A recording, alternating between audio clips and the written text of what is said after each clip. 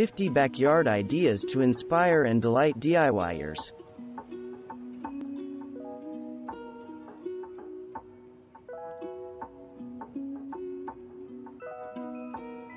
For many, the backyard is a place to open up a gardening space and grow some plants, be they vegetables or ornamentals. If ornamentals are your passion, gather planting and plant selection ideas from the following articles. On the prior page, the focus was on cultivated plants that you can grow in your yard. But do not forget the various types of wildflowers that can spice up your backyard, too.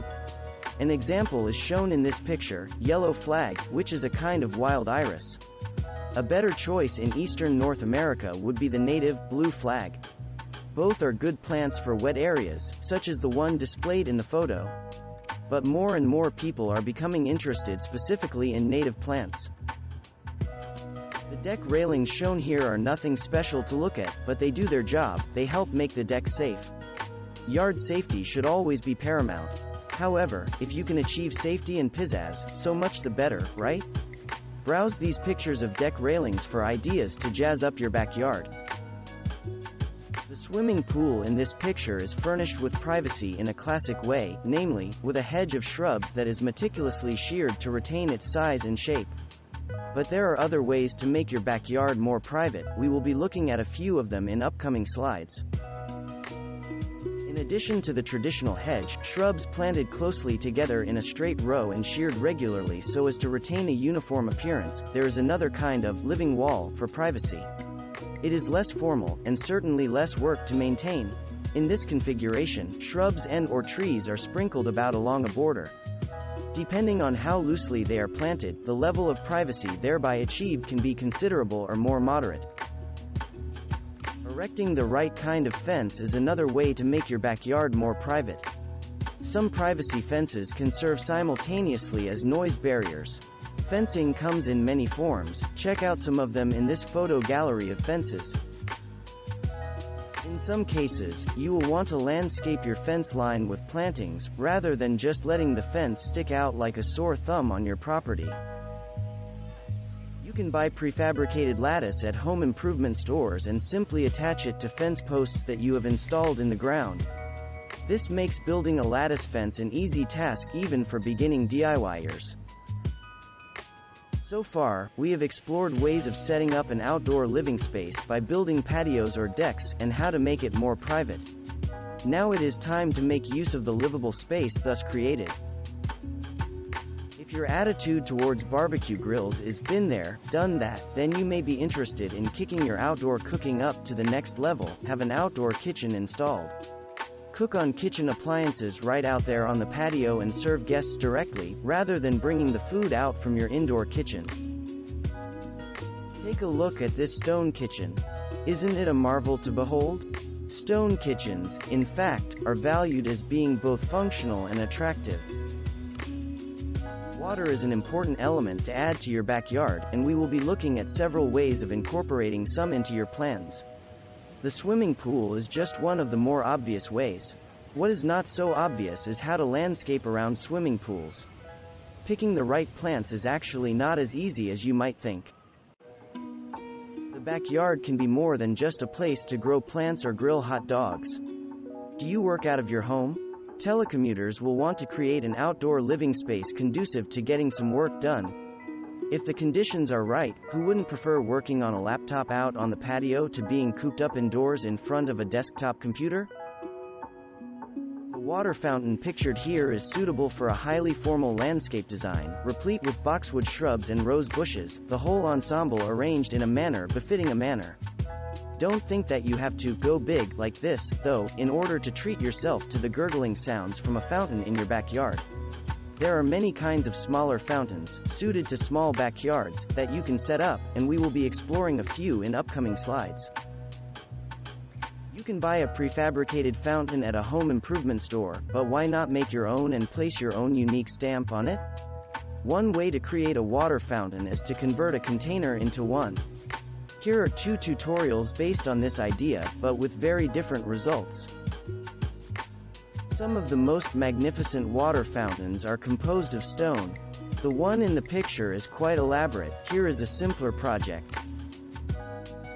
Die-hard gardeners may prefer water gardens to fountains, although, given enough space, the two are not mutually exclusive, that is, ponds with plants both in and out of the water. Although the splendid example in the photo is rather large, you do not need a big backyard in order to enjoy the union of plants and water. Here are some of the best plant choices for small ponds. You can build a small waterfall out of stones as an alternative to water fountains. Both have a calming effect on your senses, thanks to the sound of splashing water that comes from them. But a waterfall like this has a more natural appearance. The creative ways to use stone in your backyard are virtually limitless. Stone is often a central feature in Japanese gardens, such as the one in this image. A soil with numerous rocks in it tends to drain well. This is a basic fact that must inform our decisions when selecting rock garden plants. But do not feel intimidated, rock gardens are easy to make. Using pictures, this tutorial shows you how to build a small rock garden. It is essentially a raised bed made out of stone. You will probably want to call on a professional if you need a large retaining wall built. But DIYers can easily build small stone retaining walls. This one is complemented by a planting of creeping phlox. Look down. That's good advice if you wish to find money on the street. It's also good advice if you have a walkway underfoot that is as gorgeous as this one. Learn how to build a stone walkway and start traversing your backyard in style. A curved walkway can be especially effective if your goal is to undertake a leisurely stroll through a spectacular garden such as this one. Patio is a broad term. The patio in the yard of neighbor A can look very different from the one in neighbor B's yard. Your budget and your aesthetic tastes will play a role in deciding between the different styles. Here is another determining factor: how will you be using your patio? If you will not be using it for entertaining, you may be able to get by with a smaller patio than would otherwise be the case. You can also build a path using concrete units, rather than stone. The advantage in doing so is that concrete can be molded into any shape that you desire. The pieces shown in the picture happen to be rectilinear, but in this tutorial find out how to make a path using round stepping stones. Hardscape takes many forms. You have been admiring examples of it throughout this article, ranging from paths to patios. But hardscape does not always appear in a starring role. Here, stone is used as edging to set off an island planting from the surrounding lawn area. Edging comes in various materials and takes various forms. Consult these tutorials to learn about 2 different edging projects. What makes garden arbors so wonderful is that you can grow wisteria, as in this slide, and other vines plants up and over them, forming a shady nook in the backyard. The pergola is a similar structure.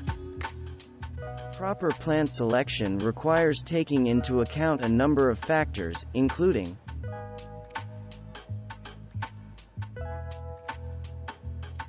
For the most ardent gardeners, plant selection is often driven by the pursuit of achieving year-round interest in the backyard.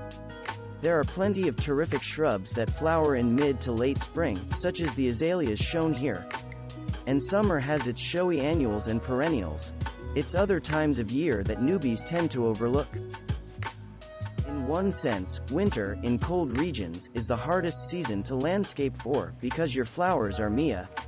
But, in another sense, it is the easiest season to landscape for, because it is the time of year when evergreens take center stage. When pressed for an answer to the question, should you grow evergreens such as Colorado blue spruce trees in your yard, just look at a picture such as the one above. It's a no-brainer. In climates such as that in the northeastern U.S., autumn can be the most colorful time of year, if you have the right plants in your landscape. Here are some ideas for bringing your backyard vibrant fall color. It's hard to imagine celebrating spring to the fullest without spring bulb plants, including the wonderful tulips pictured in this red-yellow-white color scheme. But here's the catch: to enjoy their fantastic flowers in spring, you have to sow their bulbs in the ground in autumn. A lot of beginners have trouble remembering that, and kick themselves each spring for the omission. It is relatively easy to inject color into your yard in summer. But that doesn't mean you shouldn't still try to pick the best possible plants to grow. long blooming perennials are a good choice if you don't want to bother planting new annuals every year. Although hummingbirds Pryor Slide are in a class of their own, they are not the only wild bird show in town.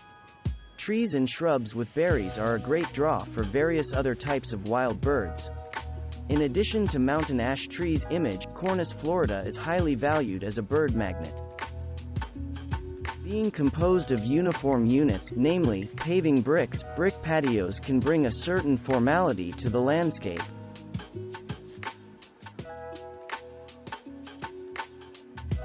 Remember to invite colorful butterflies to your backyard parties, as well. Simply grow plants that attract butterflies and you can skip the formal invitations. They will show up without an RSVP, and you won't mind a bit. Landscaping novices often do not know what areas to focus on when undertaking yard makeovers. Elsewhere on this website, 10 components of a beautiful yard have been discussed in detail, offering beginners much-needed orientation. But what if you demand great floral color along the walkway leading up to your back door? To be sure, not everyone will be content with the foliage plants mentioned in the prior slide. That's alright, just be prepared to put more work into making the space look great. Drain fields for septic tanks are sometimes problem areas. Homeowners who hear that certain plants can damage septic systems, which is true, sometimes become so paranoid that they grow nothing in these areas. But there are, in fact, plants safe to grow in septic tank drain fields. One is pictured here, the lovely, wild purple violet. Another area commonly problematic in backyards is that spot under a tree where you would love to grow some plants, but cannot because the conditions are just too challenging. Everything you have ever tried growing there dies. Solution? Enter sweet woodruff. Of course, the ultimate challenge to growing desirable plants in your backyard may not come from the conditions. Do you have a brown thumb? Then you are painfully aware of the fact that your own paucity of gardening skills is the greatest challenge you face. Pets are wonderful, especially when they're yours. But what if stray animals are trespassing onto your property and causing problems? For canine control, there are dog repellents that you can take advantage of. But even your own dogs can cause you headaches, such as when they manage to escape from the yard. So you need to become informed of your options, whether your challenge is stopping dogs from entering the yard, or from leaving it. Stray cats can also pose a problem. They drive gardeners nuts, what with their pooping in flower beds and vegetable patches. Learn how to keep cats out of the yard.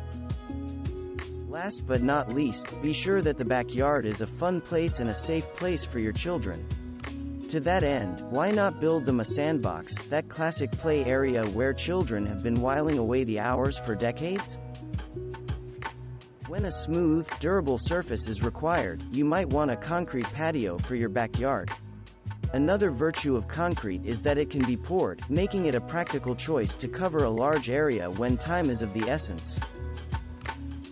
Brick patios, and, to an even greater degree, concrete patios, can be a bit boring. Dress them up with inlays such as the one shown in this image. Here is a photo of a different type of inlay used for cobblestones. You can see that the patio in this picture is composed of flagstones of different sizes. That's why flagstone patios can offer a look that is less formal than that provided by brick or concrete.